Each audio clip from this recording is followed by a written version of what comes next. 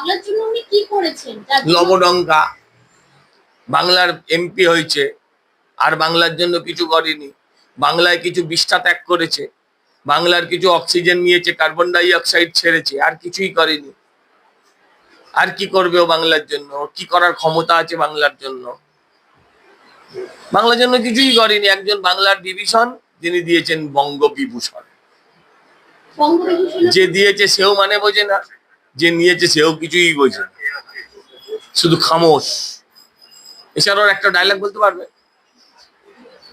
যাক ছাড়ো, আমাদের মহামান্য সাংসদ বাবা।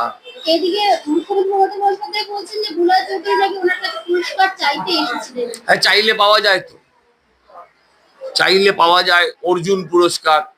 তাহলে হয়তো বঙ্গবিভূষণ চাইতে গেছিল। অর্জুন পুরস্কার হচ্ছে একটা প্রেসিডেন্ট অ্যাওয়ার্ড, তাকে এইভাবে ছোট করার অধিকার মুখ্যপ্রধান এই মমতা ব্যানার্জিকে কে দিয়েছে জানি না। আমি ভাবি যে মমতার বাড়িতেও কি কেউ চায় না মমতা ব্যানার্জি ভালো থাকুক? এ হেন পাগলের তো একটা চিকিৎসার ব্যবস্থা করবে। বাড়ির লোক কিছুই বলে না, তাকিয়েও দেখে না।